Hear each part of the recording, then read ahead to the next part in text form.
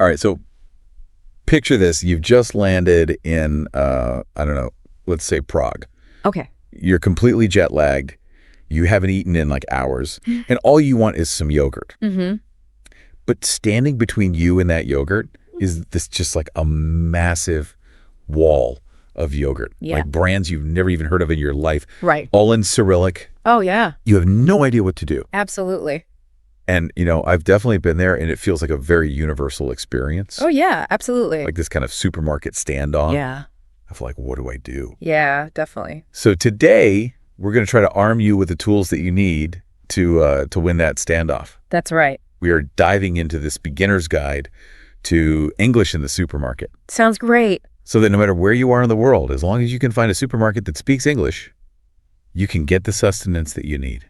Yeah, I think what's really fascinating about supermarkets is that they're not just places to buy groceries, but they're really kind of cultural hubs. Right. And learning the language of the supermarket can unlock a deeper understanding of a society's habits, values, even its history. Yeah, absolutely. Like when you walk into a supermarket, you can immediately tell what people value by what's at eye level, what's exactly at the end of the aisle, like what's on sale. Kind of how things are organized. Yeah. The layout of the store itself tells a story. Exactly. Yeah. Yeah, so this guide has so much good stuff in it. I mean, so much good stuff. Oh, yeah. It has like a great list of essential supermarket words. Okay. And some of them are, pretty straightforward, but some of them I was like, I actually don't know if I've ever thought about how to pronounce this word before. Interesting. Like aisle, for example. Aisle. Yeah, Yeah, aisle can be a tricky one. Yeah. I've even seen it misspelled sometimes as a aisle, like an island. Oh, yeah? But aisle itself, I think, speaks to the evolution of supermarkets. Right. Because you think about like early grocery stores, they were often really cramped and crowded, you know? Like you would go up to a counter and ask for what you needed. But as the concept of self-service kind of grew and, blossomed, aisles became these wider spaces that allowed for more products and that kind of quintessential shopping cart experience that we know. And the shopping cart versus a basket. Right. Are there some cultures that have mostly baskets versus mostly carts? That's a good question. I haven't really thought about that, but I imagine there are certain cultures that might favor baskets for maybe smaller purchases, or maybe they just don't have the space for large shopping carts. Yeah. But yeah, the word aisle itself kind of tells that story of the evolution of the supermarket. Yeah, very cool. Okay, so this guide also goes into customer service and some of the like cultural differences that you might experience between an English-speaking supermarket and a supermarket that doesn't speak English. Right. And so I'm curious about like what are some of the things that we should know about? Well, I think politeness is really emphasized in the guide. Okay. But the level of formality can really vary, Mm-hmm. In some English-speaking countries, you might find that casual chit-chat with the cashier is quite common. Okay. Like talking about the weather or asking about their day. Right. But in other places, it might be more of a transactional interaction. Okay. Very quick and to the point. So it's really all about reading the room. Yeah, I think observing the locals is a great tip. Just to see how they interact with the staff. Absolutely. Yeah.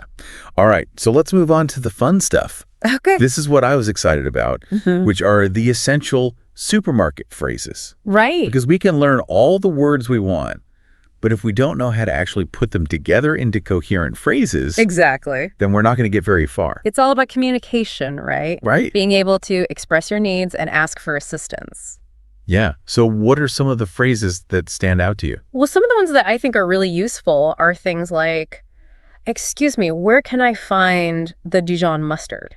Okay. Or do you have this in a smaller size? Or even simple things like, thank you. Right. Can go a long way in creating a positive interaction. Right. And adding please to your requests, Right. Makes a big difference as well. Sure. Like, could you please tell me where the bakery is? Oh, yeah. That's so much better than, where's the bakery? Exactly. It shows respect and consideration. Yeah, absolutely. Yeah. Okay. I love that. Yeah. And then this guide also has some really great sample conversations. Yeah. That kind of put all these phrases into action. Right. So I thought it'd be fun to try one out. Yeah, let's do it. Okay, so let's say we're at the checkout and I've got all my groceries, all scanned and ready to go. Okay. And I'll be the customer, you be the cashier. All right. Sounds good. Okay, so hello, Could I please have a bag, and what's the total? That'll be $23.50, please. Thanks. And could I get a receipt, please? Of course, have a good one. Thanks, you too. Perfect. I already feel like I'm a better supermarket shopper. I know, right? Just communicating clearly and confidently makes the whole experience so much smoother. Absolutely. Yeah. Yeah. And it was so nice to say, could I please? Instead of just like, It's demanding. yeah, just like bag or receipt, Give me a bag. Yeah. Yeah. Which I think is something that I'm probably guilty of doing from time to time, Yeah, I think we've all been there. especially when you're in a rush. Exactly. Okay. So, what about making a list? I'm terrible at this. The shopping list. Yeah. The crucial tool, Yeah. not only for avoiding those impulse buys, Right. but also for just staying organized. Yeah. Thinking about what you need and organizing your shopping by supermarket sections. Right. So you're not like wandering aimlessly up and down the aisles. Yeah. And then ending up in the chip aisle when you were actually trying to go to the dairy aisle. Exactly. It can save you so much time. Yeah. Absolutely. And then the guide also mentioned checking dates, Oh, yes. which I'm also guilty of forgetting. It's important. I once grabbed a carton of milk Oh, no. without looking, and let's just say it did not end well. That's relatable. I think we've all had those moments where we've forgotten to check the date and ended up with something that's past its prime. Oh, yeah? But you know what the guide didn't mention is that in many English-speaking countries, you can actually often find discounted items that are close to their expiration date. Oh, that's a good tip. So if you're looking for a bargain, that's a great strategy. That is a great strategy. Okay, so we've learned so much about how to navigate the English-speaking supermarket. We have. We've got our phrases, we've got our tips, we're checking our dates, we're making our lists. We're ready. I think we're ready to win that standoff. I think so, too. But it also, it occurs to me that, like, learning how to speak English in the supermarket is about so much more than just getting the groceries that you need. Absolutely. It's about feeling confident Right. and connected in a new cultural environment. Yeah, it's about feeling like you can navigate the world around you Right. and interact with people from different cultures. And even just like the little act of saying thank you or please, it can make such a difference. It really can. It's those small gestures that show respect and build connections. Yeah, absolutely. Okay. So as we wrap up this deep dive, I want to leave you with a thought-provoking question. Okay, I like it. What can you learn about a society's values and priorities just by looking at its supermarket shelves? Ooh, that's a good one. What products are considered essential? How is food marketed and displayed? I love that. That's something to think about the next time you walk into a supermarket. It is. It really makes you think about the cultural significance of these spaces. Absolutely. Okay, well, we've armed you with the linguistic tools for a successful supermarket adventure. We have. Now go forth and shop with confidence. Happy shopping, everyone. And we'll catch you on our next deep dive. See you next time. Bye. Okay, but imagine, like, you're at the supermarket, Uh-huh. but you're not just, grabbing the same old stuff. You're, like, navigating the aisles Yeah. with confidence. Maybe even using some, cool English phrases Right. to impress the cashier. Yeah. That's what this deep dive is all about. I like that. It's like we're giving you a superpower. Super. Yeah, that's a good way to put it. But even something like grocery shopping, which most people find, Yeah, kind of boring, right. can be more exciting if you have the language to navigate it. For sure. And the cool thing is, you ready for this? Yeah? Our source material is actually a sample script for an English learning podcast. Oh, wow. So we're basically deep diving into a deep dive. Like Inception. Right? But yeah, seriously though, Yeah. it'll be interesting to see how they break this down, for someone learning English. Exactly. So let's pretend we're walking through the supermarket together. Okay. First thing they talk about is the grocery list. I'll admit, I don't always use one. Yeah. I find those essential, not just for language learners, Yeah. but for anyone who wants to. Shop efficiently. Yeah. Helps you stay focused. Avoid impulse buys. Save time and money. Okay, I'm convinced. Grocery list it is. So we've got our list. We're in the store, ready to go. The script mentions two options.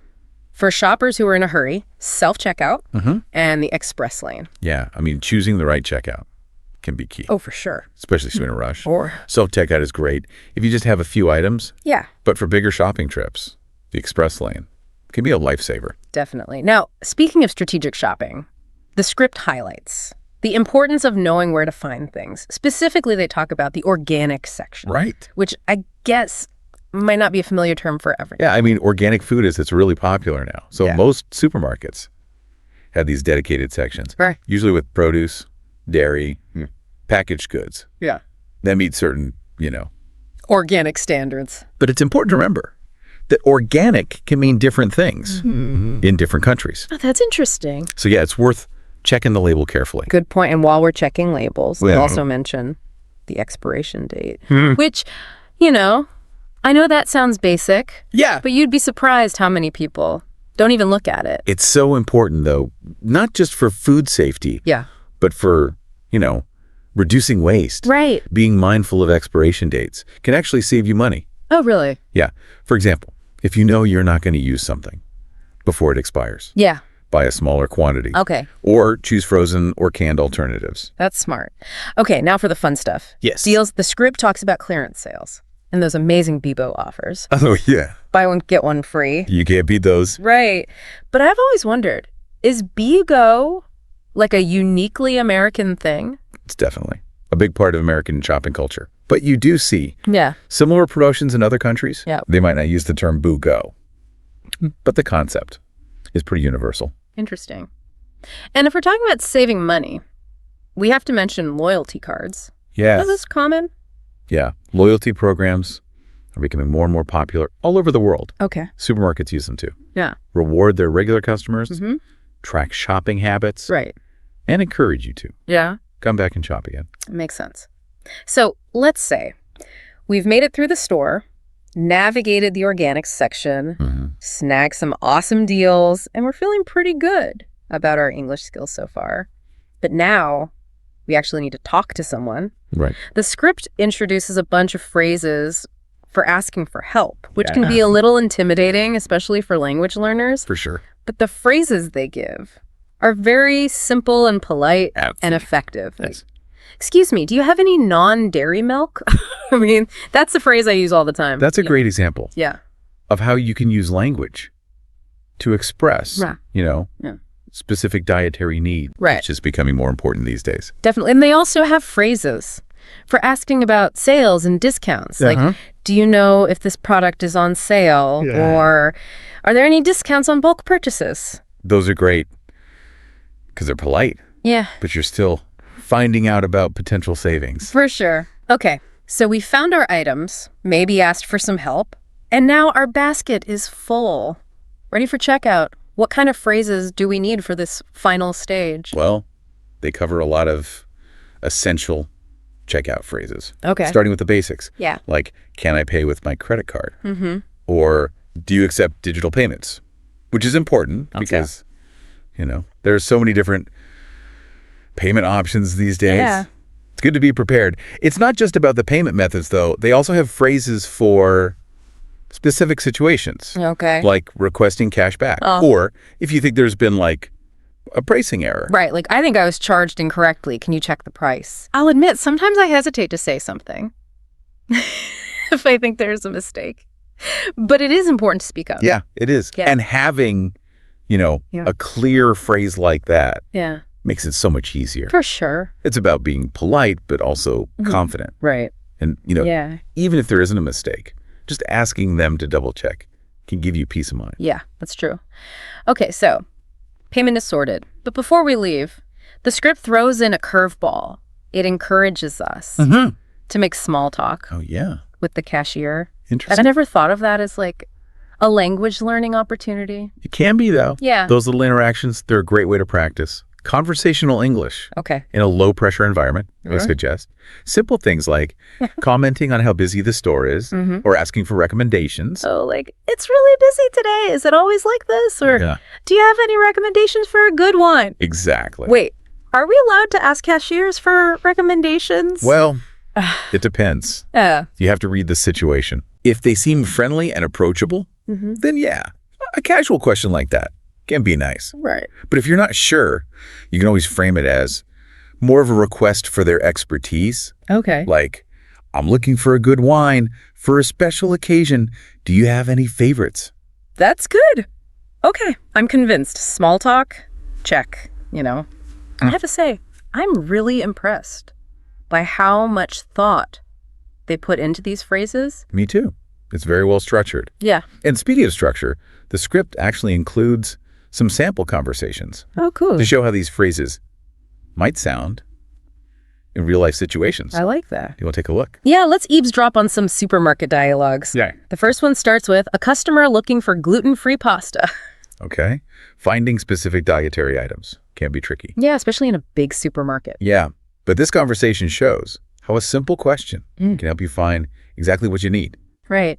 And the staff member is so helpful. Not only do they point the customer in the right direction, but they also mention the organic section as a good place to look for specialty items. Yeah.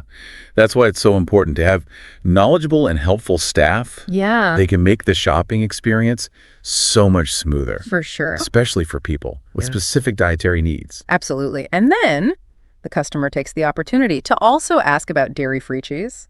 So they're like, getting all their questions answered at once. That's good. Efficient. Right. Making the most of the interaction. Okay, next conversation. This one takes us to the checkout, Right. which can be a little stressful, if you're feeling flustered or Well, self-conscious about your English. Yeah. But this dialogue shows how to handle it with grace. I like that. It starts with the cashier's greeting. Hello. Did you find everything you needed? Nice. Very welcoming. Right. And the customer's response is perfect. Yes, thank you. Yeah. By the way, do you take Apple Pay? Perfect. It's so casual, but polite. And it's important to clarify the payment options Yeah. up front Yeah, to avoid any awkwardness or delays. definitely. And the cashier confirms Yeah. that they do take Apple Pay and even explains how it works. Great customer service. Right. They're willing to adapt to new technologies and Yeah. take sure the transaction is smooth. Exactly. And then the customer adds a request for cash back, which is a lifesaver sometimes. The cashier's response is great. Sure. How much would you like? Very professional.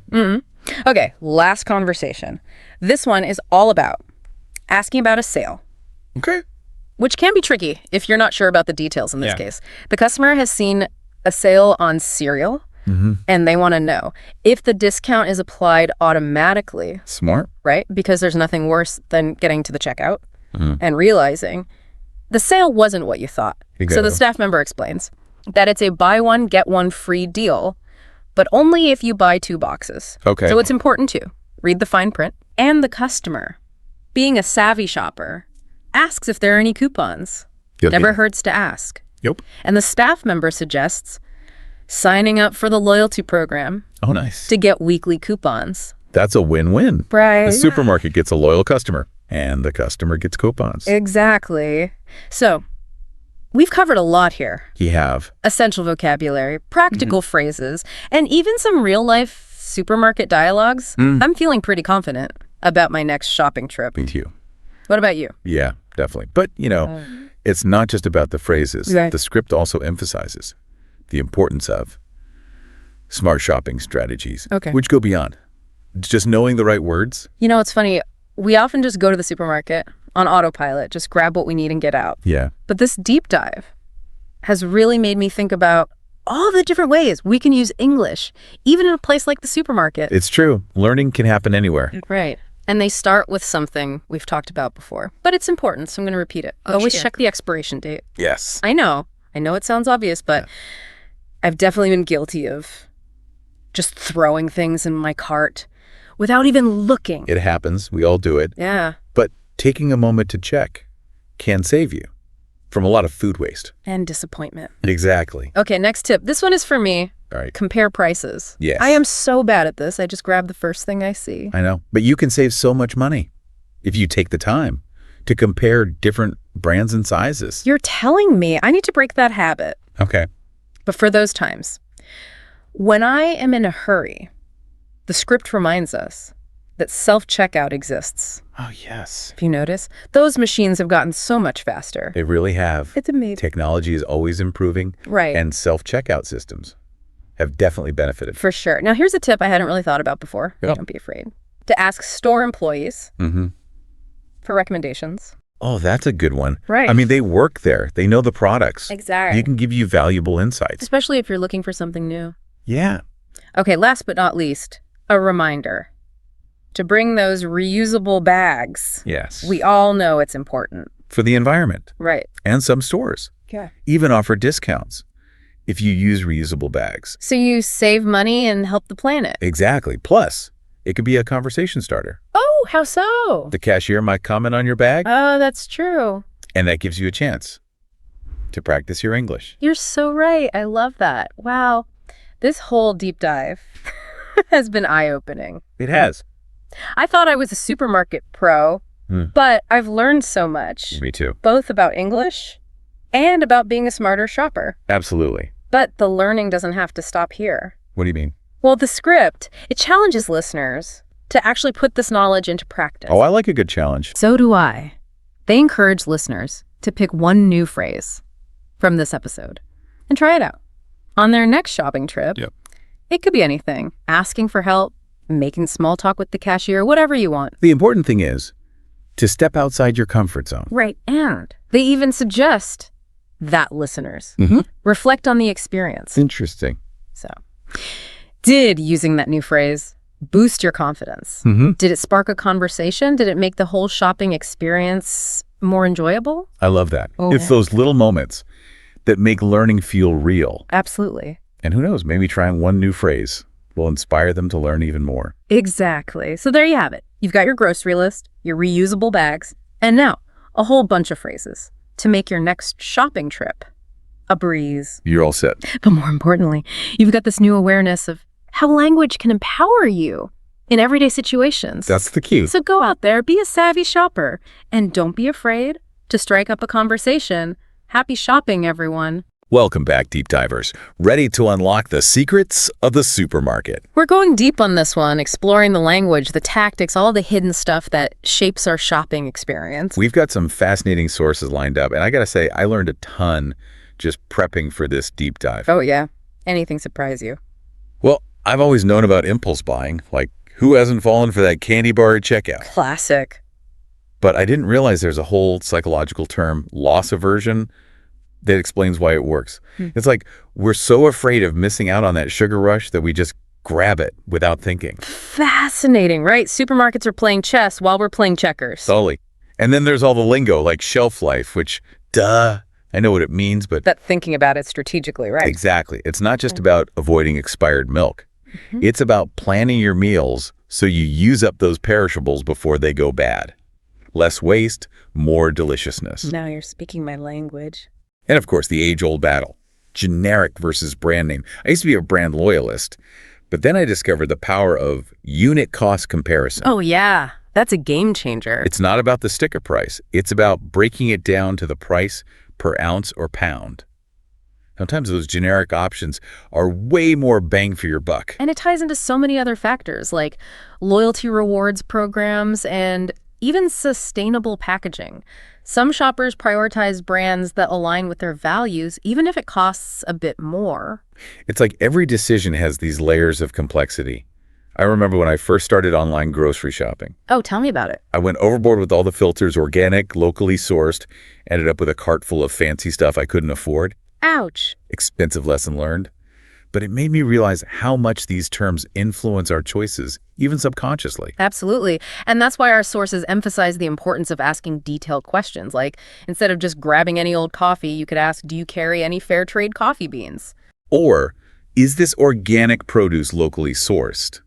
It's like speaking a secret language. Right. And once you start using those phrases... You sound like a pro. Exactly. You become an empowered consumer, someone who knows what they want and isn't afraid to ask for it. So how do we master this supermarket speak? Well, there are some key phrases that can really up your game. And it's not just about sounding fancy. It's about getting what you want, right? Exactly. Like instead of just asking, is this on sale? Yeah. You could say, Are there any unadvertised specials on these items?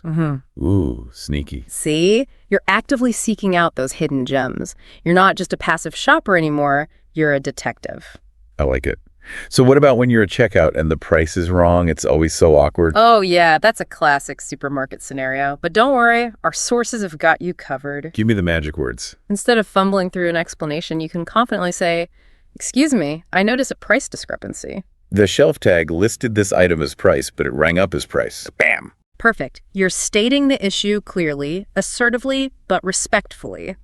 And you can apply that same approach to other situations, like asking about coupons or bulk discounts. Now you're talking.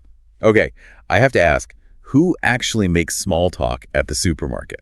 You'd be surprised. It's a shared experience, and even a quick comment can create a little connection. So instead of silently fuming behind someone with a full cart, You could try a friendly, wow, looks like you're stocked up for a while. maybe you'll make the wait more bearable. Exactly. It's those little interactions that can turn a mundane errand into something a bit more pleasant. All right, let's imagine we're in the supermarket now. We're armed with all this knowledge, ready to put it into action. Game time. Say I'm looking for something specific, like gluten-free flour. I'd probably just ask, do you have gluten-free flour? But I'm guessing there's a better way. Oh, definitely. Instead of a yes or no question, you want to be more specific, like, excuse me, I'm looking for a gluten-free flour blend. Could you point me in the right direction? Okay, much more precise. And while you're at it, why not slip in a question about promotions? Like, are there any special offers on gluten-free products right now? Ooh. Two birds with one stone. Exactly. You never know what deals you might uncover. Right, now let's talk about the dreaded price discrepancy at checkout. Ah, the worst. You know that moment? The item rings up higher than what you saw on the shelf, and suddenly you're like, Yeah, do I say something? Do I just slink away? exactly. It's so awkward. Well, remember, you have every right to make sure you're being charged correctly. And our sources have a great script for this. Hit me with it. Excuse me, I believe there's a price discrepancy. The shelf tag listed this item as price, but it rang up as price. Could we double check that? Boom. Polite, clear, and assertive. Exactly. And while you're at it, why not ask about coupons? Do you have any store coupons for this brand? All right, it's starting to feel like a supermarket ninja. So what about sustainable shopping? How do we bring that up? Well, you could start by acknowledging something positive, like, I've noticed you're expanding your organic section. That's great to see. Oh, I like that. Positive vibes. And then you can follow up with a question like, are any of these organic products sourced locally? So you're starting a conversation, not just a quick question, yeah. you might actually learn something. Right. The employee might tell you about their sourcing practices, partnerships with local farmers. You never know. It's like turning a shopping trip into an educational experience. Exactly. Supermarkets are more than just places to buy groceries. They reflect so much about our society, our values. Our eating habits. Yeah. Speaking of which, our sources offer some practical tips for a smoother shopping experience. Oh, yeah, those are great. The one that jumped out at me is sticking to a grocery list. Ah, the classic struggle. It sounds so simple, but But how often do we end up with a cart full of impulse buys? too often. But knowing about that loss aversion thing, that helps. Right. Recognizing those marketing tactics can help us make more rational choices. Absolutely. And while we're on the topic of smart choices, let's not forget unit cost comparison. Oh, yeah, that's essential. Don't just assume the bigger container is the best deal. Do the math, break it down, see what actually saves you money. And speaking of saving money, those loyalty rewards programs. I love a good rewards program. It's like getting a little bonus just for shopping. Those discounts can really add up. Absolutely. And finally, a tip that can save you both time and stress. Shopping during off-peak hours. Oh my gosh, yes. Avoid those crowded aisles and long checkout lines. Early mornings or late evenings are the best. It's like a whole different world. You can actually enjoy your shopping experience. Mm-mm. And if you have the space, maybe stock up on those non-perishable items in bulk. It saves you money in the long run. So we've covered a lot of ground here, from supermarket lingo to savvy strategies. I feel like we've earned our shopping badges. Totally. But remember, this is just the beginning. The supermarket world is constantly changing. So we've really dug deep into supermarkets. We've cracked the code, learned the language, even explored the psychology behind it all. It's amazing how much is going on beneath the surface, right? Totally. Like, we think we're just grabbing some groceries, but it's this whole intricate system designed But it's to... influence our choices. Exactly. But now we're wise to it. We can decode those messages and make choices that are right for us, not just what the marketers want us to buy. That's the power of knowledge, right? Absolutely. And, maybe this deep dive will even spark some conversations out in the real world. Oh, yeah. Like, imagine you're in the checkout line and you overhear someone debating between, I don't know, organic versus regular bananas. You could chime in with some of your newfound wisdom. Exactly. Turn that grocery run into a learning experience. Spread the knowledge. So what's the big takeaway here? What do we want our listeners to remember? I think it's that supermarkets are more than just places to buy food. They're like windows into our culture, our economy, our values. Yeah, it's all connected. And by paying attention to those details, by really being present during your shopping experience, you can learn so much. And make more mindful choices. Exactly. So the next time you step into that supermarket, Don't just autopilot through it. right, take it all in, engage with it, and who knows, you might even enjoy the experience. Well said. And on that note, we'll wrap up this deep dive into the wonderful world of supermarkets. Hope you learned something new today. And as always, happy shopping. All right, let's dive into something exciting. We're going deep with English for Travel, Beginner's Guide. A great pick. It's fascinating how this guide goes beyond just like listing basic phrases. It gets into the why, you know? Yeah, exactly. Like, it got me thinking about politeness. I mean, as travelers, we're always told to be polite, but Yeah. wouldn't it just be easier to be direct? Interesting point. The guide kind of touches on that. Does it? Yeah, remember that phrase, can I charge my phone here? Uh-huh. It's simple, but it avoids like a yes or no answer, so they have to offer a solution. Oh, clever. So it's less about fancy words and more about just getting what you need. Yeah, being clear, concise, but also like culturally sensitive. For example, asking about the bathroom might be okay in some places, but in others it can sound a bit too direct. Right. Makes sense. I'm starting to see how a few phrases can really smooth things out. But what about just using a translation app? I mean, isn't technology the best travel buddy now? Well, technology is great, but the guide warns about relying on it too much. Oh, really? You might miss out on like real interactions, you know, and those are what make travel fun. I see, yeah. Like using GPS in a new city. You get there, but miss all the cool stuff along the way. Exactly. Plus, what if your phone dies? Having those basic English phrases is like a backup plan. Okay, you've convinced me. So let's get into it. Starting with arriving at the airport. You're tired, jet-lagged, and need to find baggage claim. What's the first phrase you'd use? The guide suggests something like, "Excuse me, where is baggage claim?" Polite and straight to the point. Perfect. And of course, please and thank you never hurt. Absolutely. Small courtesies make a big difference, especially when you're in a new place. Okay, so you've got your bags. Now you need to check into the hotel. What phrases would you use there? You could say, "Hello, I have a reservation under your name." Clear and professional. Nice. And what if my room isn't ready? Oh, you can try, "Is it possible to store my luggage while I wait?" Problem and solution, all in one. Clever. Keeps things moving. These are all pretty straightforward. But what if something goes wrong, like a flight delay or needing a doctor? Don't worry, the guide has you covered. You can say, "My flight is delayed, can you help me?" Or, "I need a doctor, can you recommend one?" Short and to the point, especially if it's an emergency. Good to know. It's like having a safety net, even for the unexpected. Now, what about asking for directions? Is there a way to avoid those confusing hand gestures? Be specific. Instead of, "How do I get to the train station?" Try, "Excuse me, could you direct me to the train station? I'm coming from the museum." Give them a reference point. Context. I've gotten lost so many times because I wasn't specific enough. So we've covered airports, hotels, directions. What about food? Trying all the local goodies. Now that's where it gets fun. The guide suggests going beyond, "I'd like to order." Try, "What do you recommend?" Or, "What is the local specialty?" I love that. It's about experiencing the place, not just surviving it. Exactly. And sometimes the best travel memories come from those unexpected food adventures. This deep dive is full of great tips. I'm feeling more confident already, ready to uncover more. Absolutely. There's so much more to explore in this guide. Let's do it.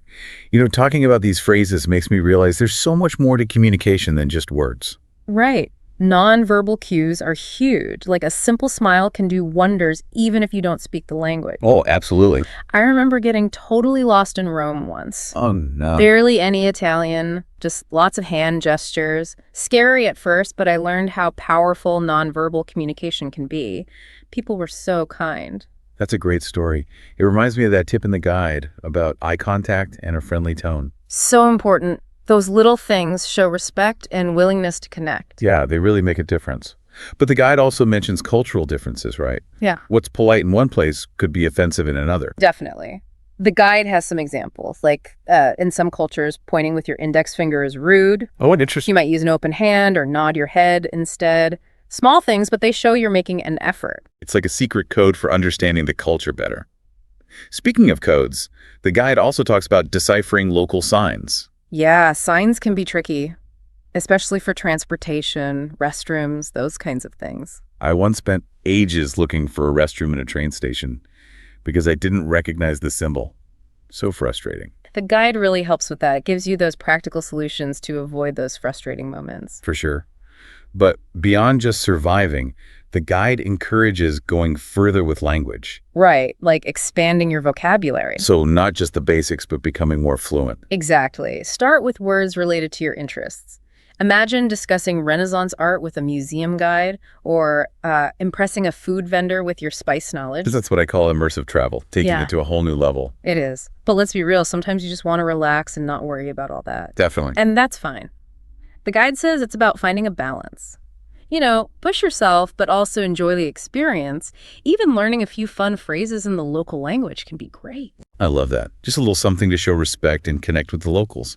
But we've talked so much about speaking. What about reading? Ah, yes. The guide covers that too. It's important to understand written English. Signs, menus, tickets. Oh, tell me about it. I once almost had a panic attack trying to figure out my train ticket. I had no idea if I was even going the right way. It can be stressful, but a little preparation helps. The guide says to learn common travel vocabulary and abbreviations. Makes sense. It's like a decoder ring for travel logistics. But beyond the practical stuff, the guide also talks about connecting with other travelers. Right. English is often that common language that brings people together, sharing stories, tips. It's amazing. It's like having a global network of adventurers, all thanks to English. Exactly. The guide gives you the tools to connect with people from all over. It's like turning language learning into a social adventure. I love that. As we keep exploring, I'm curious about those unexpected travel moments. Me too. Those moments when things don't go as planned. Because those are the moments that usually make the best stories. Right. And I bet this guide has some great advice on how to handle those detours and turn them into something positive. Well, let's see what else we can discover in this guide.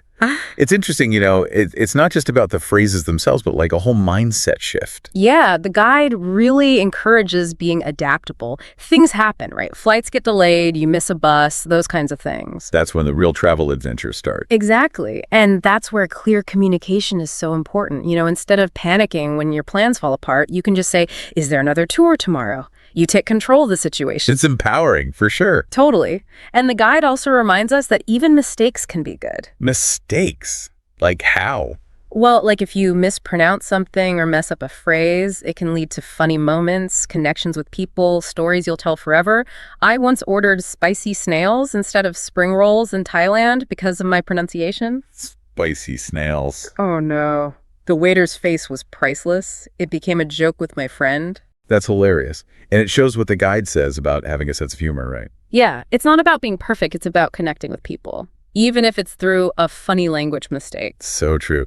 So it sounds like this guide is saying that learning English for travel is about way more than just the practical side of things. Definitely. It's about opening yourself up to new experiences, meeting new people, seeing the world in a different way. And that's something we can apply to life in general, not just travel. Absolutely. It's about being open to the unknown, connecting with people even if we're different.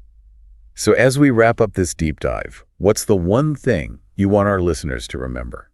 Don't underestimate the power of a few English phrases. They can open up so many doors in travel and in life. Well said. And don't wait to be fluent. Just start with what you know. The learning process is part of the adventure. Here's to all the unexpected moments, the funny mishaps, the things that make us laugh and learn along the way. Cheers to that. And to all our listeners, safe travels and enjoy your adventures. Hey there, fellow travel enthusiasts.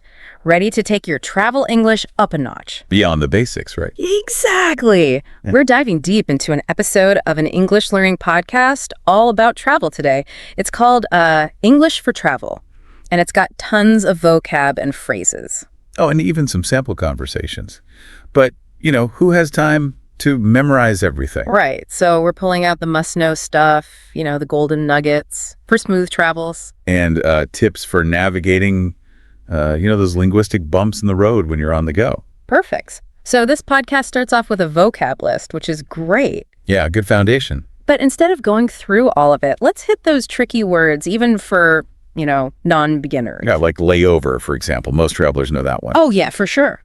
But think about it. If you have, a super tight connection, knowing how to use layover correctly. Oh, could be a lifesaver. Totally. It could be the difference between making your next flight. Or sleeping in the airport. Exactly. Being able to ask, will I have enough time to change planes during this layover? Yeah. That could save you a major headache. Oh, for sure. You don't want to be sprinting through an airport, in a foreign country. Yeah. Desperately trying to, decipher gate numbers. Oh, it'd be a nightmare. And, sometimes it's not just about knowing the words. It's understanding them. Yes. Yeah. Like those subtle differences. Think about words like fare, fee, and charge. Ooh, yeah, they all seem similar. Right. They all kind of blend together. But knowing when to use each one, especially when you're dealing with money and tickets. Oh, it could avoid so much confusion. Absolutely. Honestly, I've been in situations where I was like, wait, which word is it? Yeah. And it made things so much more complicated. Right. I'm already feeling smarter just thinking about this. It's all about that precision. Right. Yeah. Using the right word at the right time makes you A little sound confident. Yes. And fluent, even if you're not quite there yet. Exactly. Okay, so tricky vocab, check. Now, what about phrases we can actually use? Yeah. In real travel situations. Real talk, not just textbook stuff. The podcast gives a bunch. It does. But let's focus on the ones that'll, get you the furthest. Yes. When you need to think on your feet. Oh no, what do I do? Right. Let's start with a classic airport scenario. Imagine your luggage, it hasn't shown up at baggage claim. Oh, okay, I'm already stressed. That panic starts to set in. Yeah. What do? I'd be, frantically looking for someone who looks official, Right. So you find an airline staff member and you confidently say, excuse me, my bag hasn't arrived. It's a colored type of bag with a tag that says your name. Okay. But here's the key. Ask for a reference number for your lost luggage report. Oh, a reference number? I never would have thought of that. Yeah, it's crucial. That way you can follow up if your bag doesn't magically appear. Oh, it's like you're a pro traveler. That's those little details, right? They make all the difference. I'm writing that down. Okay, so I got my luggage, made it to the hotel. You're exhausted from travels, right? Oh, totally. But, my flight home is early the next morning. Uh-oh, that's tricky. So how do I ask for a late checkout without sounding, demanding? Right. You don't want to be pushy. I'd be so nervous. Maybe can I please stay a little longer? With some, puppy dog eyes. Uh-huh. That might work, but there's a smoother way. Okay. Try something like, I was wondering if it would be possible to have a late checkout. I have a flight in the evening, and it would be so helpful if I could stay in the room a bit longer. Oh, that's perfect. It's polite. Right. But it gets your point across. Exactly. It's like, travel diplomacy. I like it. You're building rapport, making it easier for them to say yes. Smooth. Okay, Yeah. What about getting around? The podcast mentions using apps for directions. Oh, yeah, apps are great. Which I totally do. Of course. But what happens when, technology fails? Oh, that's the worst. Phone dies, no Wi-Fi. What do? I'm lost. Don't panic. This is where that trusty travel English comes in. Look for someone who seems like they know the area, Yeah. like a local. Yeah. A shopkeeper, a police officer, someone in a uniform. Got it. Approach them with a smile and say, excuse me, I'm trying to get to your destination. Could you please point me in the right direction? Simple but effective. Exactly. I've done that before. And it's amazing how helpful people are. Yeah. Even if there's, a little bit of a language barrier. It's like a little adventure within the adventure, right? I know. And sometimes those unexpected interactions are the most memorable. Absolutely. Remember, people are usually happy to help, especially if you approach them with a friendly attitude and a genuine desire to connect. Totally. Okay, we've covered some key vocab, must-know phrases, but this podcast we're deep diving into Yes. also includes sample conversations. It's like Little windows into real-life travel scenarios, right? Exactly. Should we eavesdrop on a few and see what we can learn? Let's do it. These conversations can teach us so much about the nuances of communication, things you won't find in a phrase book. All right. Let's head back to the airport, listen in on a conversation at the check-in counter. Sounds good. This is where it gets really interesting. All right, so in this airport check-in conversation, did you notice how the traveler starts by confirming their flight number Yeah. before asking any questions? Yeah, instead of just where's my gate? They say, excuse me, my flight number is BA234. Can you tell me where the gate is? Exactly. It seems like a small thing, but It makes a it difference. sets the tone, for a smooth interaction. Right. They're showing the staff member, hey, I'm organized, I'm prepared, Yeah. That's which can go a long way in a busy airport. It's like they're taking charge. even if they're, nervous inside. Exactly. And then, I love how they ask about a cafe. yes. Yes. There's not just focused on getting to the gate. They're thinking about like their comfort during the flight. Yeah, their needs. It shows a level of, confidence and self-awareness. That makes traveling so much smoother. Absolutely. Okay, let's shift gears to the hotel check-in. All right, the hotel. What jumps out at you here? Well, this traveler definitely knows what they want. Oh, yeah. They're not afraid to ask questions. Like what? Like, do you have a gym? Uh-huh. Or is there a restaurant in the hotel? But they're not being, demanding about it. Right. They're still using those polite phrases. Exactly. They're like, could you tell me? Or would it be possible? Right. It's a masterclass in assertive politeness. Oh, I like that. They're clearly stating their needs, but doing it in a way that's respectful. Considerate. Yes. And that can make all the difference in getting good service. And having a positive experience. Absolutely. It's like finding that sweet spot between being a pushover and, a diva. a diva. Exactly. You're advocating for yourself, but you're still acknowledging the other person. Right, their role. In the interaction. Yeah, I get it. Okay, let's move on to asking for directions. All right, directions. This is one I struggle with, especially when I'm like in a new place. I hear you. And the street names are just like, Ole and from I can't even pronounce them. Right. But this conversation, it highlights a good strategy. Hey, boy. Using landmarks. Yeah. Instead of trying to, say street names. Yeah. The traveler asks, how do I get to the museum? Is it near the big clock tower? Landmarks. Yeah. They're like visual anchors. Exactly. You can remember them even if you're in a totally new environment.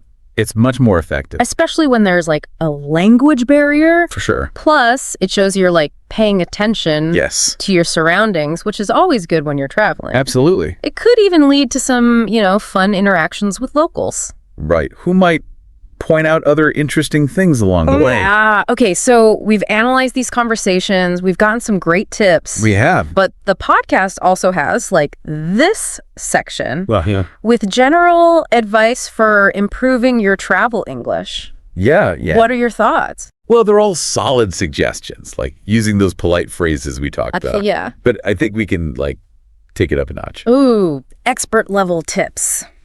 Yeah. What are some things most travel English guides don't tell you? Okay, one of my favorite strategies is to use compliments as conversation starters. Ooh.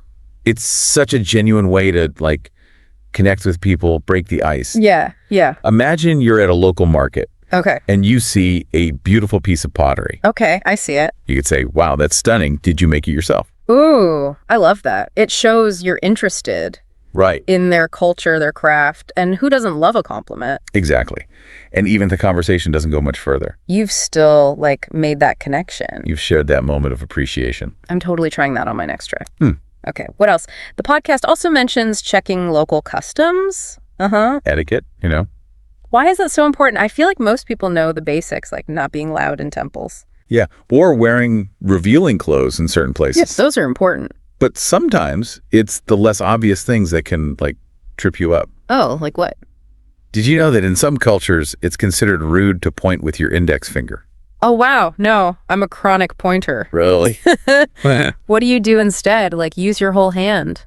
Yeah, in many cultures it's more polite to gesture with your whole hand. Oh, okay. Or even your chin. Fascinating. It's amazing how something so simple, like pointing, can be so different. I know. Across cultures. That's why it's so important to do your research, be aware of those nuances. It shows respect. Yes. And helps you avoid those unintentional faux pas. Exactly.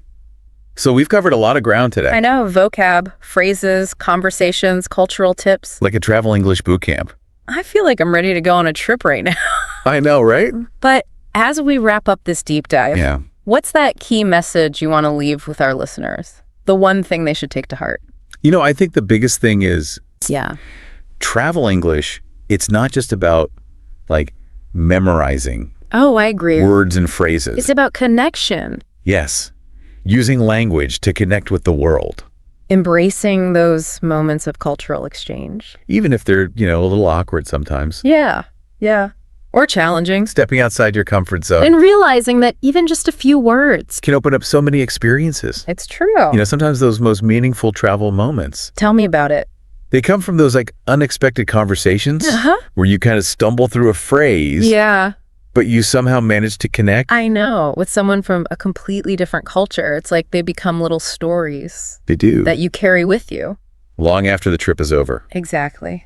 And each time you use your travel English, You're building that confidence, fluency. which makes future trips even more rewarding. So to our listener out there, Yeah. dreaming of exploring the world, We say this. Don't let language be a barrier. Embrace the challenge.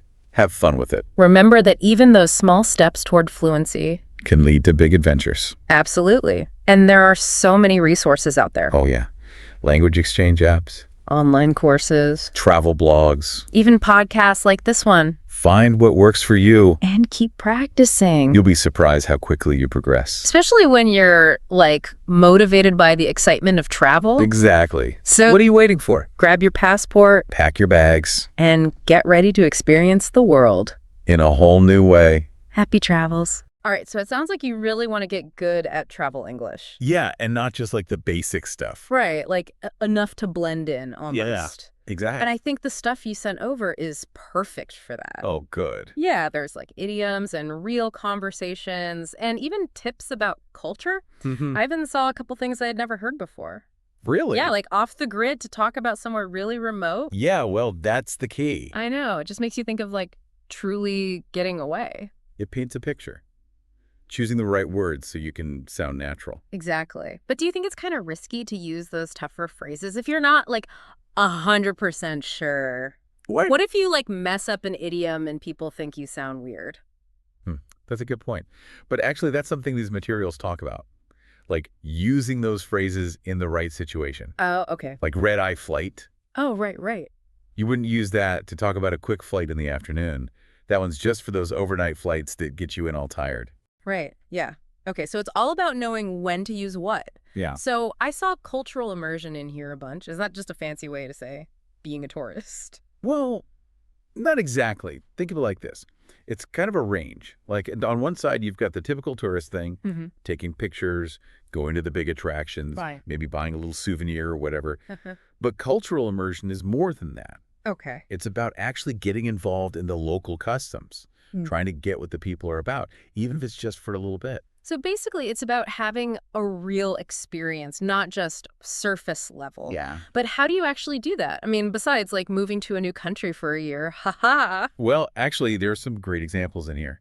One person talks about going to this local festival in Spain, and they end up having this random chat with some locals about the food from that region. Oh, wow. Yeah, they probably wouldn't have had that experience if they just stuck to the usual tourist stuff. Totally. See, that's cool because it shows you don't have to be fluent to have a real cultural experience. Right. But what about those times when things don't go right? Like when you have to deal with some annoying travel problem. Yeah. Yeah. I feel like that's when my English just kind of falls apart under pressure. Well, that's where the real-life conversation section is really useful. Oh, right. It takes you through all these common things like flight delays or losing your luggage or even asking for directions when you're totally lost. It really focuses on how to communicate clearly, but also staying calm and polite, even if you're freaking out inside. So it's about how you say it, not just what you say. Yeah, exactly. Things like your tone of voice, your body language, those can be just as important, especially when you're dealing with something stressful. There's this conversation in here about a traveler who missed their connecting flight because of a delay. They could have gotten mad and demanded something, but instead they just calmly explained it to the airline people, using polite but firm language. And guess what? They got put on a better flight and even got a meal voucher. That's awesome. So being able to really say what you need to say clearly can make a big difference. It's like instead of being stuck, you become someone who can take charge and figure it out. I like that. The power of language. Okay, I'm officially interested. Let's get into some of those real conversations. I especially want to see that dealing with a flight delay one. Yeah, sure. What stuff stood out to you in that one? Well, the main thing I noticed was how the traveler never blamed anyone. Instead of saying something like, "You delayed my flight," they said, "I understand my flight has been delayed. Can you tell me what my options are?" Interesting. Just that little change in how you say it can really change how people hear you. It goes back to how you said it's not just about what you say, but how. Being polite, but still standing your ground. But okay, let's talk about something a little more fun, like checking into a hotel. Is there some secret way to get an upgrade without sounding like a jerk? It's not really about secret words, but more about how you phrase things. There's this great example here where someone, instead of demanding an upgrade, just casually mentions that they like quiet rooms, maybe one with a nice view. Ah, clever. Yeah, it's all about giving the hotel staff a chance to offer an upgrade without making it seem like you're forcing them. I get it. So it's like planting a seed and letting it grow naturally. Yeah. I also noticed a part about getting hidden gem recommendations, like asking hotel staff or locals for tips on those off the beaten path spots. Yeah. Sounds like an awesome way to find places you wouldn't see in a normal guidebook, but isn't that kind of risky? What if the place is a dud? Well, there's always some risk, but that's part of the adventure, right? Haha, true. The important thing is to ask the right questions. Instead of just saying, what's a good restaurant? Try something like, what's your favorite place to eat that's not too touristy? Or is there a local dish that I absolutely have to try? Ooh, I like that. That way, you're more likely to get authentic recommendations, not just the same old tourist traps. Such a good tip. I love how you can change your questions to get more personal, specific answers. It's like you're inviting them to share their insider knowledge with you. Exactly. Right. And that's what cultural immersion is all about, making those real connections and finding those hidden gems that make your trip truly memorable. All right, my mind is blown. We've covered so much, from why cultural immersion matters to using the right words to even those polite but firm ways of talking. I already feel like my travel English is getting better. And that's just the beginning. We've only just scratched the surface. There's a whole world of advanced vocabulary, idioms, and cultural stuff to discover. Well, I'm ready to dive in. Let's break down some more of those interesting phrases and situations and maybe even try a few out ourselves. Sounds good. Let's keep going with our deep dive and see what other cool language stuff we can find. I can't wait. Okay, I'm still thinking about that last part, about how even asking for directions can be tough when you're in a new place and feeling a little lost. Yeah, it's true. Even something simple like finding a bank can turn into this whole communication thing if you're not ready for it. Right. It makes me wonder, what are some of the common mistakes people make when they're trying to talk in those everyday travel situations? Well, one mistake is translating things too literally, like word for word. It might make sense grammatically, but it can sound weird or even mean something different in another language. Oh, yeah, I can see that. Like, I remember once in Italy, I tried to ask for directions using one of those translation apps, and it gave me this phrase that was like, indicate me the route. It sounded so stiff, almost like a robot. Yeah, exactly. It's missing that natural way people talk. It's better to learn some common phrases for those situations instead of just translating everything. So it's about knowing the idioms and the little things that make the language sound right. Yeah. Like instead of directly translating where is the nearest bank, you could say, excuse me, could you point me in the direction of a bank? Oh, that's so much better. It just sounds more like a normal conversation. Right. Okay, but what about those times when you need to be a little more assertive, like when something goes wrong with your trip? That section on dealing with the flight delay seems super useful. What are the main things you got from that? Well, that scenario really shows how important it is to stay calm even when things are going wrong. You know, the traveler in that example, they don't get mad at the airline staff. They just acknowledge the situation and then ask about their options in a polite but firm way. Right, that makes sense. But isn't there a chance you might be too polite and people just ignore you, especially if there are a bunch of other passengers who were also upset about the delay? How do you find that balance between being nice and getting what you need? Yeah, it's definitely a tricky thing. One thing the traveler does is they ask specific questions that need more than just a yes or no answer. Like instead of saying, can I get on the next flight? They ask, what are the next available flights to destination? Ah, so you're basically forcing them to give you more information. Yeah, it just shows you're involved and you know what you need to move forward. They also do this thing where they repeat that they understand the situation. They say stuff like, I know this is a busy time, or I appreciate you taking the time to help me. Right, so you're recognizing that the staff are probably dealing with a lot too, which can help to calm things down. Exactly. It shows empathy and builds a connection, which can really make a difference. Okay, I'm starting to see how those little changes in how you say things can really help in those stressful travel moments. But let's switch gears for a sec and talk about something that always makes me a bit nervous, checking into a hotel. Is there some sort of secret trick to getting a room upgrade without sounding like you're entitled? It's not so much a trick, but more about being subtle and knowing when to say things. That checking into a boutique hotel scenario has some good tips on that. Notice how the traveler doesn't directly ask for an upgrade. They just kind of mention that they prefer quiet rooms, maybe one with a nice view. Right. It's like giving a hint, letting the receptionist offer an upgrade instead of making it a demand. Exactly. It feels more natural and less pushy, and it gives the receptionist a chance to shine by going the extra mile. It's a win-win for everyone. But let's move on to something that I'm always a bit hesitant about asking locals for recommendations. I love the idea of getting those insider tips on hidden gems, but I often feel shy about talking to strangers, especially when there's a language barrier. I totally get that. But most people are happy to share their favorite places, especially if they see you're genuinely interested in experiencing their city or town. The trick is to ask specific questions. Like instead of just saying, "What's a good restaurant?" Try something like, "I'm really interested in trying some authentic local cuisine. What would you recommend?" Oh, that's a good one. Yeah, you're not just asking for any random recommendation. You're showing that you're looking for something special, which makes them want to give you a better answer. Right. It's like you're inviting them to share their personal experiences and knowledge. Exactly. It's about connecting with them, Hmm. showing that you're Yeah. not just another tourist, but someone who's truly interested in their culture and way of life. Okay, you've convinced me to be a bit more adventurous and ask those questions. But what about when there's a language barrier? I'm always so worried about making a fool of myself trying to speak a language I'm not fluent in. Even knowing a few basic phrases in the local language can make a huge difference. A simple hello, thank you, or please shows that you're making an effort, and people appreciate that. It's about showing respect, right? Even if you don't know much of the language. Exactly. And even if you mess up a few words, a smile and a willingness to laugh at yourself can go a long way. True, true. It reminds me that people are usually pretty forgiving, especially when they see that you're trying your best. Definitely. Yeah. And that's often what leads to the most rewarding travel experiences, stepping outside your comfort zone and embracing the unknown. Okay, we've covered so much from those essential phrases and conversation tips to the importance of cultural awareness and making those human connections. I feel like my travel English is already getting a boost. You're on the right track. Hmm.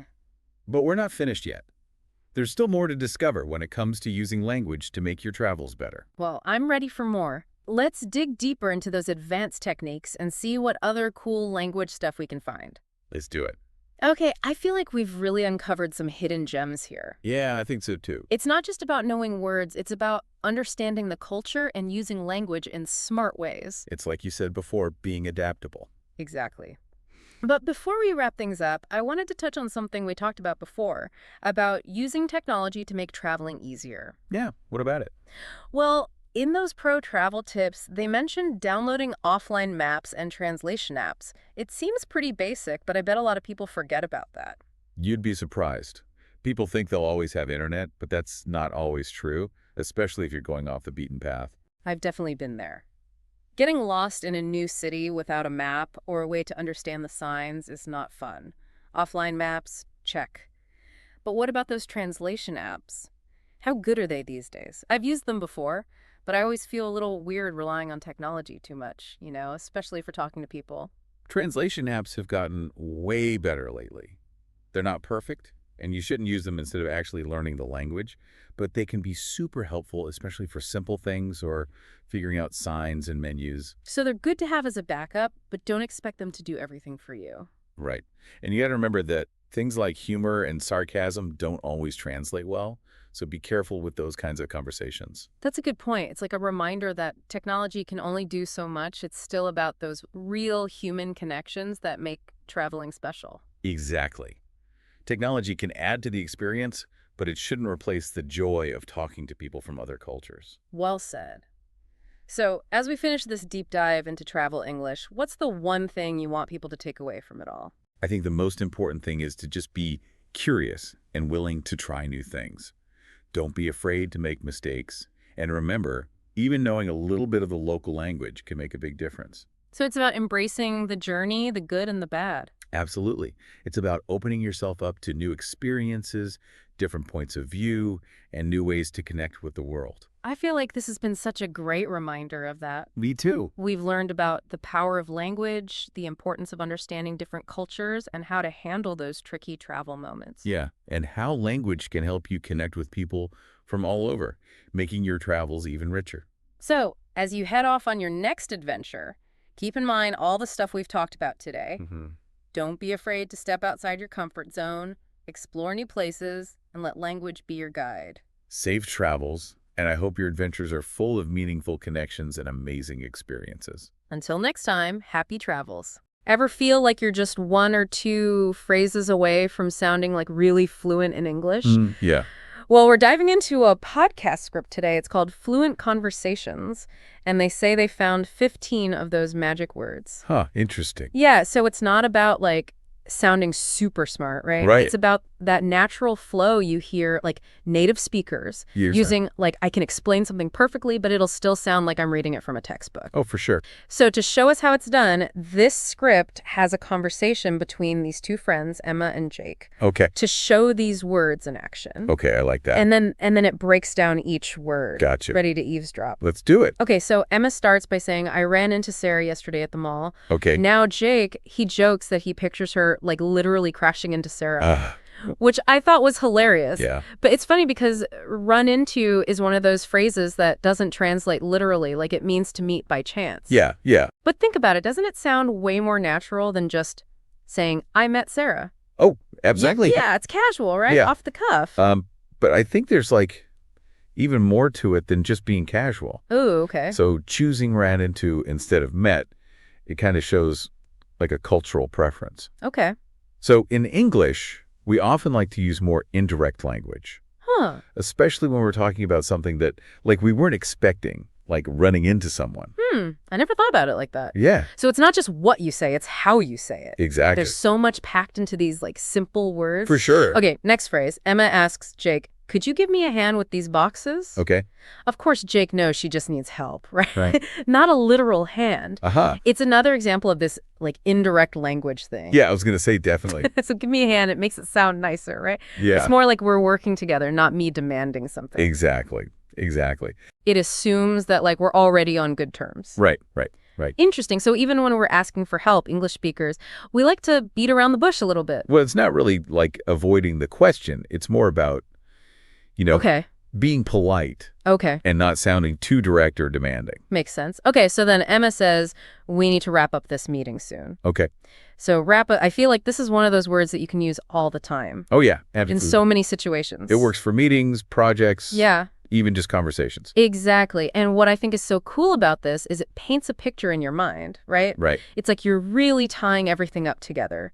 Yeah, I can almost see it. Yeah, and I think because it's so visual like that, it makes it more memorable. Oh, totally. Yeah, and easier to use. Okay, next one. Emma says, I'll keep an eye on your bag while you get coffee.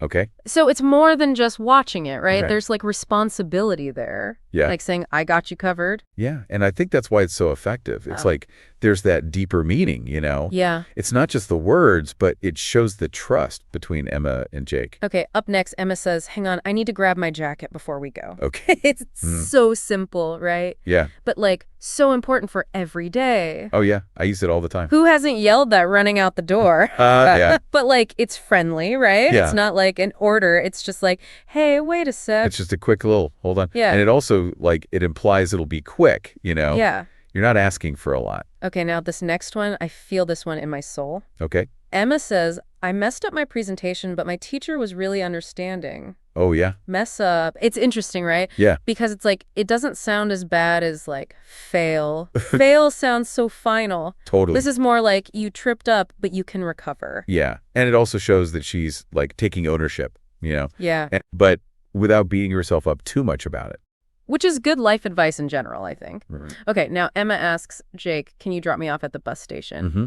Now this one's interesting Oh, how so? because it like kind of shows how we have certain social rules just with language. Oh, boy. Like you wouldn't just ask a stranger to drop you off. Right. You're kind of doing them a favor. Yep. It assumes you already go in that way and you're cool with going a little out of your way. Yeah, exactly. It's way more natural than saying like, can you please transport me to the bus station using your vehicle? Oh, my God, yeah. Okay, what does Emma say next? So Emma says, I'll check it out and let you know. Okay. It's like the perfect thing to say if you want to show you're interested. Oh, yeah, for sure. It's way better than just saying like, okay, Right. you're actually going to like do something. Yeah, exactly. Even though it's simple, Yeah. it showed you're like thinking ahead, Yeah. which is good. Okay, then Emma mentions she has to come up with a good idea for our project. Oh, yeah, this is something we can all relate to, Ugh, tell me about it. whether it's for work Mm-hmm. or just like trying to figure out what to make for dinner. Seriously. It's that mental struggle. Like you're trying to make something new. Okay, next up, Emma gets excited and says, I'm looking forward to our trip next week. Okay.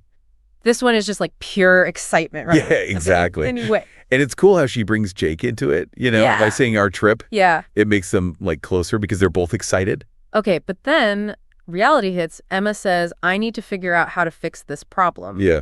We've all been there. Oh, for sure. This just shows, like, you're not going to give up. Right. You're going to find a way to fix it. Exactly. So we already saw her mess up earlier, and now she says, I was late, but I made up for it by bringing coffee. Oh, nice. Smooth, right? Right, yeah. Like, you messed up, but you're going to make it right. Yeah, it's like a little apology, but without actually saying sorry. I like that. It's like, you messed up, Mm-hmm. but you're trying to fix it. Okay, then things get a little dramatic. Jake says he passed out from exhaustion. Okay. So it means to faint, right? Yeah. But by adding, like, from exhaustion, Right. you really know how tired he must have been. Like, he couldn't stay awake. Yeah. Okay, we're getting to the end of their conversation, and Jake says she showed up late to the party. Okay. So he's just saying what happened, right? Right. But showed up, it kind of sounds like he's, like, judging her a little. Yeah, like it was her choice to be late, Yeah. not something, that she couldn't control. Interesting. Yeah. So even a little word like that, it can show what you really think. Okay, finally, Jake says, we had to put off our meeting until next week. Mm. I feel like this is so much nicer than saying we canceled. Oh, Like, it's not gone forever. Right. It's just waiting for a better time. Yeah, like we're still committed. Exactly. So that's all 15 words Yeah. in action. That was cool. And remember, the podcast, we're deep diving into fluent conversations. Mhm. They give you a challenge. Oh, fun. So they have 3 sentences. Okay. And you have to figure out which word fits best. Okay. First one, I link my keys, and now I can't find them anywhere. Ugh, I hate when that happens. So relatable. The perfect word is messed up Okay. because it's your fault, and you're like frustrated because of it. Second challenge, I'll blank your dog while you're on vacation. Okay. So this one is all about taking care of something, right? Right. So the answer is keep an eye on. Much better than saying, like, I will supervise your canine. Oh, my God. Yeah. Way too formal. Okay, last challenge, let's blank dinner until next week. Okay. So we're just moving it to later. Yeah. The best word here is put off. It's like hitting the pause button. Exactly. I love how, like, effortlessly those words fit into the sentences. Yeah. It's like they were made for them. And that's why it's so important to master these, like, everyday words. Right. Because they make you sound so much more fluent. Exactly. It's like building blocks for your conversation. So we learned a lot, huh? Yeah, I think so. Just from those 15 words. Right. And just like hearing them in a normal conversation. It's kind of crazy how much we can pick up just from that. It really shows you that like fluency isn't about, knowing every word in the dictionary. Right. It's more about like how you use those words to connect with someone. To really get your point across. Exactly. Yeah. So what does this all mean for, like, our listener? Well, it means they can like totally improve their fluency Okay. just by like looking at the phrases they use every day. Yeah. Instead of just saying stuff without thinking. Right. Like actually think about why you're using that word Okay. Yeah. and like how it makes the other person feel. Yeah, that makes a lot of sense. And if you can do that, you'll sound so much more natural. And confidence. Ex- So, okay, we get it. We got to use the right words. But, like, how do we actually do that? Good question. Well, I have a challenge, kind of like in the Fluent Conversations podcast. Okay. Think about some other simple phrases that you could start using today. That would make us sound, like, more natural. Exactly. Ooh, that's a tough one. Yeah, but I think like one thing you could do is like pay attention when you're watching a movie Okay. or a TV show and see how they say things. Oh, yeah, steal their lines, basically. And then, like, actually use them when you're talking to someone. Right, don't be scared to try it out. Yeah, and see what works, see what feels good. Exactly, it's like a little experiment. I love We that. could even like all share what we find. Oh, yeah, that would be cool. Everyone can like learn from each other. Because at the end of the day, language is about connecting with people, right? Yeah, it's about like building relationships, sharing what you think, Exactly. and the better you are at English, the easier that is to do. So true. So keep exploring, keep experimenting, and keep those conversations flowing. Couldn't have said it better myself. Until next time, happy language adventures. All right, buckle up, because today we're diving deep into something you specifically requested. Oh, yeah. Boosting your vocabulary. Yes. For more fluent and confident English. It's going to be good. Now, before you panic, we're not expecting you to memorize the entire dictionary. Not at all. This is about those key words, the kind that can make a real difference in how you express yourself, especially in those situations you mentioned where you want to feel more confident and articulate. Exactly. And luckily, the source material we're using is super organized with 60 powerful words. Wow. Grouped into 6 helpful categories. I like it. Though it is kind of funny that the source itself is structured like a podcast episode. Very meta. Yeah. But we'll skip those instructions and jump right into the good stuff. Okay, let's unpack this first category, expressing opinions. Okay. The first word that jumps out at me is concur. Ooh. It just sounds so much more decisive than a plain old I agree, you know? Absolutely. Concur implies you've actually considered the information and come to a thoughtful agreement, which could be especially powerful, say, in a professional setting, Right. where you want to project competence. Oh, that's a good point. It's not just about using fancy words. It's about choosing the right word to convey the specific message you want. Exactly. And speaking of conveying messages, the next word, imply, reminds me of something you mentioned. Uh-huh. You said you sometimes struggle to give feedback delicately. Oh, yeah. Well, imply could be your secret weapon there. Ooh, tell me more. So instead of directly criticizing, you can imply your suggestion. Okay. For example, instead of saying that report was too long, Right. you could say, I wonder if the report's key points could be summarized more concisely. Oh. You're implying that it needs to be shorter without directly saying it. That's brilliant. It softens the criticism while still getting the message across. I can definitely see myself using that. See, it's all about understanding the nuances of these words and how they can be applied in real-life situations. Okay, I'm starting to get really excited about this. What else do we have in this category? Well, we have refute, which is perfect for dismantling a flimsy argument. Uh-huh. Politely, of course. Right. Remember those meetings where someone proposes an idea that just doesn't hold up? Oh, I know those meetings all too well. Refute allows you to disagree respectfully while presenting evidence or logic to back up your stance. So instead of just saying, I disagree, I could say something like, I understand your point, but I'd like to refute it by presenting these statistics. Exactly. It shows that you've considered the other perspective but have a well-reasoned counter-argument. Very effective. Okay, I'm loving these words already. Now, what about this pair, imply and infer? I always get those mixed up. Ah, yes, a classic linguistic conundrum. Remember that example we just discussed about implying feedback? Yes. Well, if someone inferred from your subtle suggestion that the report needed to be shorter, Right. that would be on them drawing a conclusion from what you implied. Okay, so imply is on the speaker side and infer is on the listener side. Got it. You got it. Now, there's another word of this category that I think would be particularly useful for you. Okay. Assert. You mentioned wanting to be more vocal in meetings, right? Oh, yes. Sometimes I feel like I fade into the background a bit. Well, assert is your power word. Imagine yourself saying, I want to assert that we need to prioritize user experience in this project. Wow. I can already feel the difference. Assert just has this air of confidence and conviction. Exactly. It shows that you're not afraid to speak your mind and that you believe in the value of your contributions. This is fantastic. I'm already feeling more empowered to express my opinions effectively. Okay, what's next on our vocabulary adventure? Let's move on to personal qualities.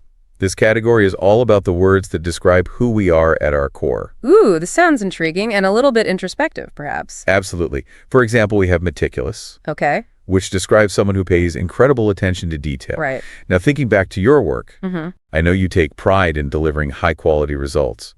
Would you say meticulous is a word that resonates with you? Definitely. I'm always striving for perfection, whether it's editing a script or organizing an event. So owning that word and using it to describe your work ethic could really enhance how others perceive your strengths. You could say something like, I'm meticulous in my approach to project management, ensuring that every detail is accounted for. I love that. It's not just about sounding smart, it's about accurately representing my skills and values. Precisely. And speaking of values, the next word, resilient, is one that I think we can all relate to. Oh, absolutely. Life throws curveballs, and it's all about how we bounce back. Exactly. Resilience isn't about avoiding challenges. Right. It's about having the inner strength to overcome them. Mm-hmm. And remember that setback you told me about how you handled that difficult client situation? Oh, yeah. That's a perfect example of your resilience in action. You know, you're right. I never thought of it that way, but I did manage to navigate that situation effectively and learn from the experience. Exactly. So when you encounter future challenges, remember that experience and the strength you demonstrated. That's what resilience is all about. Wow, this is really powerful stuff. I'm starting to see how these words aren't just about expanding my vocabulary, they're about reframing my thinking and recognizing my own strengths. That's exactly the point. Now, before we move on, I noticed that candid appears in two categories: Oh. personal qualities and sophisticated conversations. Hmm. I wonder what that tells us about the importance of honesty. That's interesting. Maybe being candid is more valuable than we sometimes realize, both in our personal lives and in those more complex discussions. It's definitely something to ponder. So before we delve into those sophisticated conversations, let's take a moment to reflect. If you had to choose 3 words from this personal qualities list to describe yourself, which ones would you pick and why? Ooh, that's a great question. I think I would choose meticulous, resilient, and maybe insightful. I feel like those words really capture my approach to work and life in general. Those are excellent choices. And they highlight the power of owning those qualities and using them to your advantage. All right, I'm ready to dive into the next category, words for making conversations sound more sophisticated. But I have to admit, I sometimes feel a little silly using big words in casual conversations. Like, will people think I'm trying too hard? I understand that concern, but think of it this way. These words aren't about showing off. Right. They're about expressing yourself more precisely and vividly. It's like having a wider range of colors to paint with. Okay, that's a helpful analogy. So it's less about sounding smart and more about using the right tool for the job. Exactly. For instance, the word ubiquitous. Yes, it sounds a bit academic, but it's also incredibly useful for describing something that's everywhere. Like, remember how we were talking about that new social media app everyone's using? Oh, yeah? The one that's suddenly taken over all my feeds? Instead of just saying it's everywhere, you could say, that app has become ubiquitous. It just adds a touch of sophistication and precision. You're right, it elevates the language a bit without sounding pretentious. Okay, I'm starting to see the appeal. What other sophisticated words do we have here? Well, there's ephemeral, Okay. which describes something fleeting or short-lived. Right. Now, think about that feeling you describe when a really great book ends, or when you finish a project you've poured your heart into. Oh, I know that feeling well. A mix of satisfaction and a little bit of sadness that it's over. Exactly. It's a bittersweet feeling, and ephemeral captures that perfectly. You could say the joy of finishing that project was wonderful, but also somewhat ephemeral. That's beautiful. I'll definitely be adding ephemeral to my vocabulary arsenal. And, it doesn't have to be reserved for deep philosophical discussions. You could even use it to describe something as simple as a beautiful sunset. Oh, that's true. The sunset's colors were vibrant yet ephemeral. I love it. See, these words can add depth and richness to any conversation, even everyday ones. Now, what about notorious? It's a fun one. Ooh, yes. It's like that restaurant is notorious for its terrible service, or that politician is notorious for flip-flopping on issues. Exactly. It conveys a sense of infamy or bad reputation, adding a little bit of spice to your storytelling. Okay, I'm ready to move on to the next category, words for work and professional settings. I'll be honest, I initially thought I could skip this section since I'm not in a super corporate environment. That's a common misconception. While these words might be frequently used in offices, understanding them can be valuable in any setting where you're collaborating with others. You know, you're right. For example, delegation. It's not just about bosses assigning tasks. It's about effectively distributing responsibilities in any group project, even planning a volunteer event or a community initiative. Exactly. Understanding delegation can help you be a more effective leader even in informal settings. And then there's facilitate, which is such a useful word for anyone who wants to help things run smoothly. Oh, I love facilitate. It's like I want to facilitate a brainstorming session where everyone feels comfortable sharing their ideas. Exactly. It implies a sense of guidance and support, creating an environment where everyone can contribute effectively. Now, I know you mentioned sometimes feeling overwhelmed by group projects. Delegation and facilitate are perfect examples of words that can empower you to take charge and guide those projects towards success. Wow, that's a really empowering perspective. I'm already feeling more confident about handling those collaborative situations. And even a word like synergy, which might make you roll your eyes a bit. Oh, definitely. It's such a buzzword. It is. But putting aside the corporate jargon, the underlying concept is actually quite valuable. Synergy is about recognizing that the combined effort of a group can be greater than the sum of its individual parts. Okay, when you put it that way, it does make sense. It's about the power of collaboration and how different skills and perspectives can come together to create something truly amazing. Exactly. And that's a powerful concept to understand regardless of your work environment. All right, I'm starting to see the value in these work and professional settings words. They might not be the most glamorous, but they are incredibly useful for clear communication and effective teamwork. And speaking of clear communication, let's move on to a category that's all about expressing ourselves authentically emotions, and reactions. This is where things get really interesting. Oh, I love this category. These words are so much more nuanced and evocative than just saying happy or sad. Exactly. It's like having a whole spectrum of colors to describe the complexities of human emotion. For example, exasperated. It perfectly captures that feeling of utter frustration and annoyance, like when you're dealing with a never-ending queue or a computer that just won't cooperate. Oh, tell me about it. I felt that way just this morning when I was trying to book a flight online and the website kept crashing. I can imagine it's much more specific and vivid than just saying annoyed, right? Absolutely. And then there's elated. It's not just happy, it's a feeling of pure joy and exhilaration, like when you achieve a long-awaited goal or receive wonderful news. Exactly. And what's interesting is that understanding a wider range of emotion words can actually help us to better regulate our own emotions. Oh, how so? When we can accurately label our emotions, we can start to understand the triggers that cause them and develop strategies for coping with challenging situations. That's so true. If I can pinpoint exactly what I'm feeling, it's easier to figure out how to address the issue or shift my mindset. It's like having a roadmap for my own emotional well-being. Exactly. It's about becoming more emotionally intelligent, both in understanding ourselves and in empathizing with others. Okay, this is fascinating. So it's not just about expressing ourselves, it's about understanding the emotions behind the words. Precisely. And speaking of understanding, how are you feeling right now? Let me see. I think I'm feeling a mix of intrigued and inspired. This deep dive is really opening my eyes to the power of language. That's wonderful to hear, and it's a perfect example of how expanding our vocabulary can enhance our self-awareness and emotional intelligence. All right, I'm excited to explore our final category, words for everyday conversations. These are the words we use all the time, but maybe we could be using them more effectively. Exactly. It's about refining our everyday language to express ourselves with greater clarity and impact. For example, the word tedious.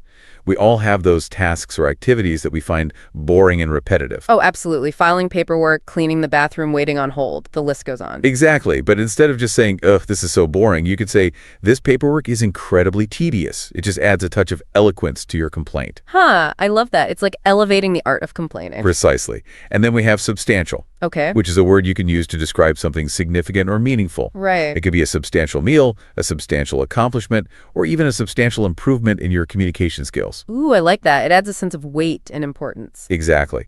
And finally, we have inevitable, which is a great word to use when discussing trends or events that seem certain to happen. Like, it's inevitable that technology will continue to advance at a rapid pace, or it's inevitable that this cake will be devoured in minutes. Huh. Both excellent examples. You know, I'm really impressed with how versatile these everyday conversations words are. They might seem simple at first glance, but they can add so much depth and nuance to our everyday language. Exactly. It's all about choosing the right words to convey our thoughts and feelings with precision and clarity. And remember, this deep dive is just the beginning of your vocabulary journey. That's right. It's about continually exploring language, experimenting with new words, and finding those hidden gems that allow us to express ourselves more authentically and effectively. And who knows, maybe one day you'll be the one casually dropping ephemeral and ubiquitous into everyday conversations, leaving everyone in awe of your eloquence. Huh, I wouldn't mind that, but seriously, this has been such an eye-opening experience. I'm feeling inspired to pay more attention to my language and to embrace the power of words. That's fantastic. And remember, the journey of language exploration is a lifelong adventure. There's always something new to learn, and the possibilities for expression are endless. You know, as we wrap up this deep dive into powerful vocabulary, Right. I think it's important to remember that this isn't just about sounding smarter. Absolutely, it's about so much more than that. Right. We've talked about how the right words can help you be more persuasive in meetings, Yes. give feedback more delicately, even navigate those tricky group projects you mentioned. Precisely. A richer vocabulary is like having a sharper set of tools. It allows you to express yourself with more nuance and precision, whether you're writing an email, Right. giving a presentation, Right. or just having a casual conversation. It's like the difference between using a bull knife and a razor-sharp one. Oh, You can still get the job done with the dull knife, but the sharp one makes it so much easier and the results are so much cleaner. I love that analogy. And just like with any skill building, a strong vocabulary takes practice. Totally. But it's not about memorizing a bunch of fancy words and then awkwardly shoehorning them into every sentence. Definitely not. It's about understanding the subtle shades of meaning, the contexts in which certain words are most effective, Right. and then using them in a way that feels natural and authentic to you. So it's not just about the quantity of words we know, it's about the quality of our understanding and how we use them. Exactly. And that's where the real power lies. So, dear listener, as we wrap out this deep dive, Okay. we want to encourage you to embrace the journey of language exploration. Don't be afraid to pick up a dictionary, browse through a thesaurus, or even just pay close attention to the language used in books, articles, and conversations. And remember, even incorporating just one new word from this deep dive into your regular vocabulary can make a noticeable difference. It's like adding a new color to your palette, a new spice to your cooking, a new tool to your toolbox. And who knows, maybe you'll inspire someone else to start paying more attention to their own language. Exactly. And that's how we create a ripple effect, raising the level of communication and understanding for everyone. So with that in mind, we encourage you to go out there and experiment with your newfound vocabulary. Don't be afraid to make mistakes. Yes. To play with words and to discover the endless possibilities of expression. Because the power of language is within your grasp, and the journey of learning is one that never truly ends. That wraps up our deep dive into powerful English vocabulary. We hope you've enjoyed this exploration and that you'll continue to discover the magic and the power of word. Until next time, happy communicating. All right, so today we're going to be looking at something that you might think you've already mastered. Oh. Formal versus informal English. Yeah. You're probably already pretty good at it, right? Most people are, yeah. But we are going to go beyond just good. Okay. We're going for masterful. I like it. We're unlocking a secret code today A secret code. to help you tailor your communication Okay. to make the maximum impact possible. Right. Whether you're trying to, be super credible in the boardroom Right. or just bond better with your friends. Yeah, and that's the key, isn't it? It's not just about knowing the rules, but it's about understanding the why behind them. The why. Yeah, like why does a certain word choice make us feel a certain way? How do these subtle shifts in language, really impact our perceptions and interactions? Yeah, and we're basing this deep dive on a podcast called Fluent Conversations. Okay. And one of the things that really surprised me was how easy it is to sabotage yourself by using the wrong level of formality. Oh, interesting. Like, imagine you're at a networking event. Okay. And you're trying to, project this air of confidence and professionalism. Yeah.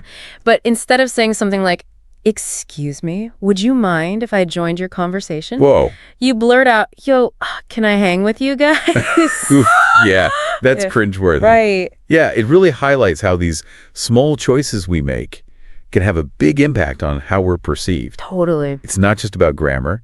It's about social intelligence. Ooh, I like that. Understanding the unspoken rules of communication Yeah. and using them to your advantage. Yeah, the podcast had this great example that really stuck with me. Okay. They compared the phrases, "I'm afraid I must decline your offer," to "Sorry, but I'll have to say no." Yeah.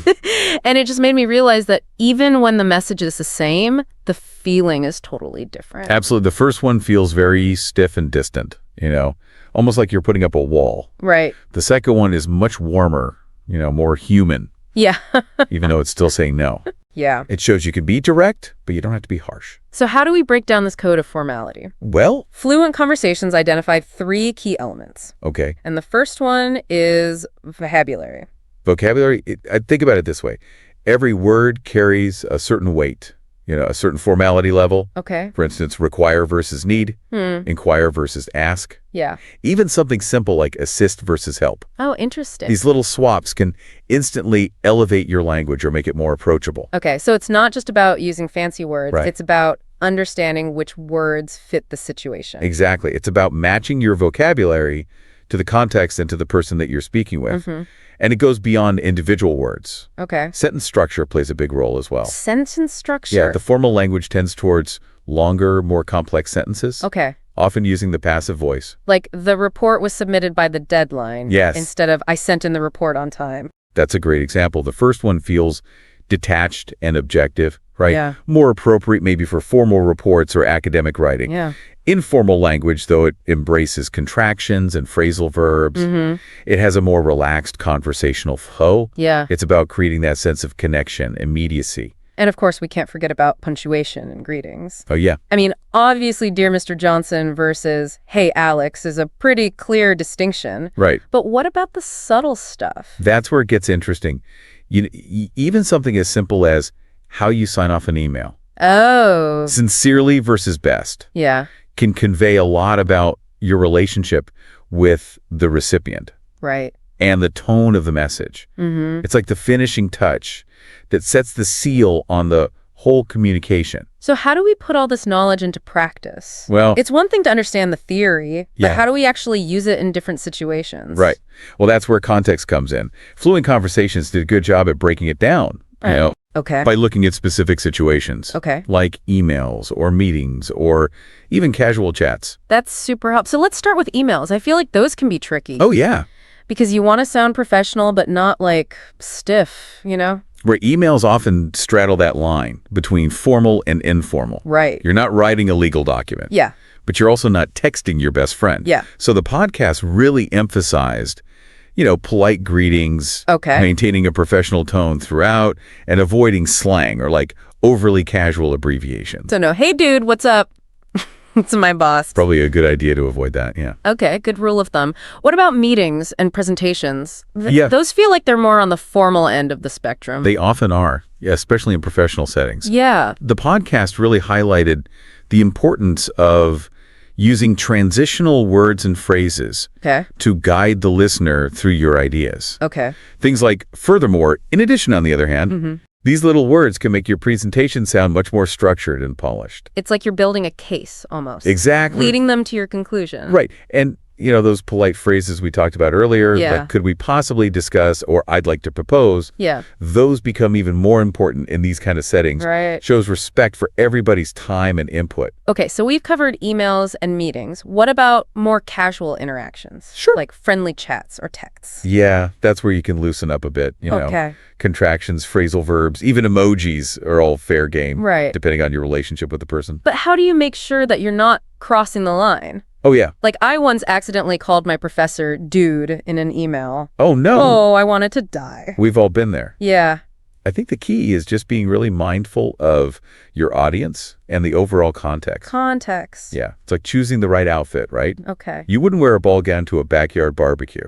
Right. And you wouldn't show up to a job interview in sweatpants. That's a great analogy. So it's all about matching your communication style to the situation. But Fluent Conversations also warned about some common pitfalls Oh, yeah, for sure. that we can fall into even when we're trying to be careful. Right. One of the biggest ones is overusing fancy words. Oh, yeah. It's tempting to try and sound impressive, Oh, totally. but sometimes a simple word is way more effective than a complex one. Right. Clarity should always be the goal. It's like, don't use a $5 word when a 50-cent word will do. Exactly. Another common pitfall is mixing formal and informal language Uh-oh. at the wrong time. Right. It creates this jarring effect, like hearing a classical pianist suddenly break into a rap song. Oh, I'm cringing just thinking about it. And, the podcast also mentioned cultural differences, Oh, right. which is something I hadn't really considered before. Yeah. That's a crucial element, Yeah. What's considered polite and respectful in one culture could be seen as overly formal Right. or even rude in another. Wow. For example, in some cultures, it's totally normal to address people by their first names,